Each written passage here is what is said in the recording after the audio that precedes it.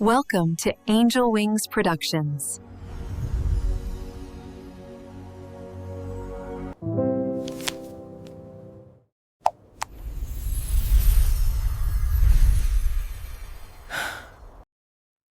Number Alicia and Finn, Guardians of the Whispering Woods. In a cozy cottage at the edge of the Whispering Woods lived two extraordinary siblings, 10-year-old Alicia and her 16-year-old brother Finn.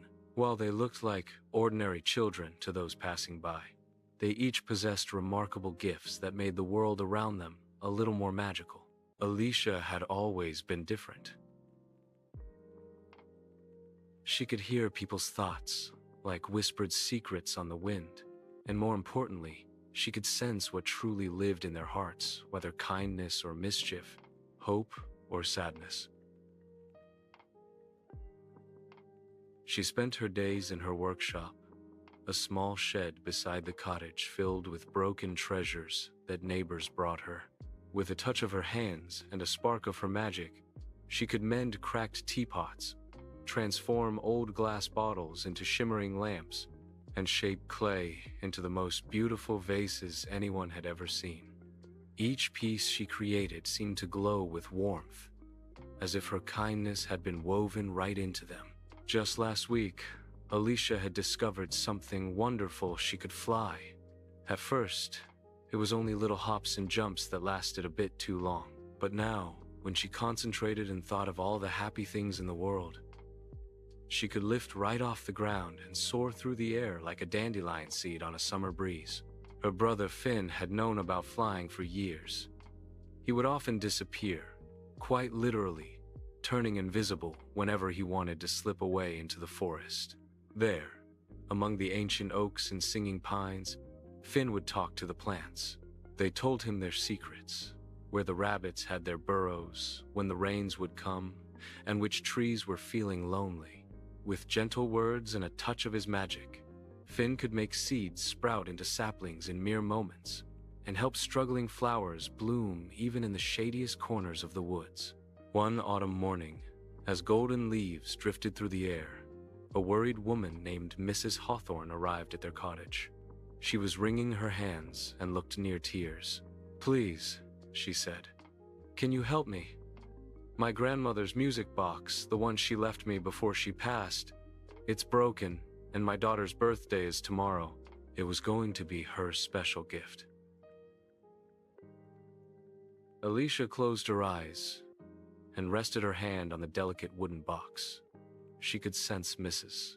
Hawthorne's love for her grandmother, the happy memories held within the music box, and the pure intention to pass that love down to the next generation.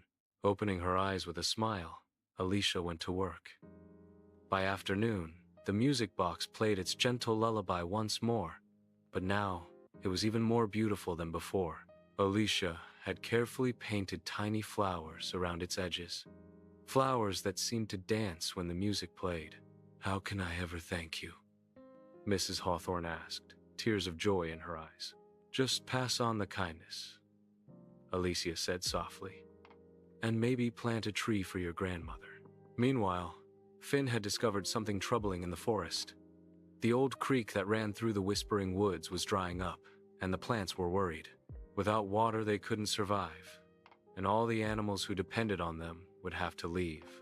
That evening, Finn burst through the cottage door. "Alicia, I need your help. The forest is in trouble." The next morning, as the sun painted the sky pink and orange, the siblings flew together over the Whispering Woods. Alicia had never flown this far before, but with Finn beside her, she felt brave. Fallen trees dammed, blocking water's flow. "It's too big for me to move alone," Finn said, turning invisible and reappearing beside her in midair. But Alicia had an idea. She could sense the hearts of the people in the nearby village. Kind people, helpful people. What if we don't have to do it alone?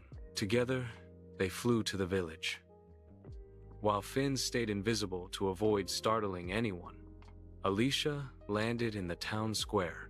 She explained what was happening to the forest, and because people could sense the truth and goodness in her heart, they believed her immediately. A dozen villagers followed Alicia to the creek. While they worked to clear the debris, Finn made the surrounding plants grow strong and thick, creating sturdy ropes of vine to help pull the largest logs away. Alicia used her magic to mend broken tools and keep everyone's spirits high, reading their thoughts to know when someone needed encouragement or a moment's rest. By sunset, the water flowed freely again. The creek sang its bubbling song, and the forest seemed to breathe a sigh of relief. Finn's plant friends stretched their leaves toward him in gratitude, and somewhere deep in the woods, a nightingale began to sing. As Alicia and Finn flew home together, the first stars appearing above them, Alicia realized something important. We're not just special because of our powers, she said thoughtfully. What do you mean? Finn asked. We're special because we choose to use them to help.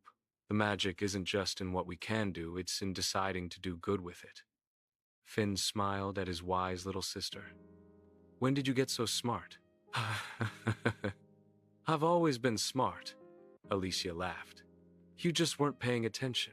And so the two guardians of the Whispering Woods continued their work, Alicia with her mended treasures and her gift for understanding hearts, and Finn with his invisible wanderings and conversations with the green growing things. Together, they kept the balance between the human world and the natural one, proving every day that the greatest magic of all is kindness. Asterisk. The end. Asterisk. Asterisk. And if you listen carefully on a quiet day, some say you can still hear Finn talking to the trees and see the gentle glow of Alicia's lamps shining from cottage windows throughout the land. Asterisk.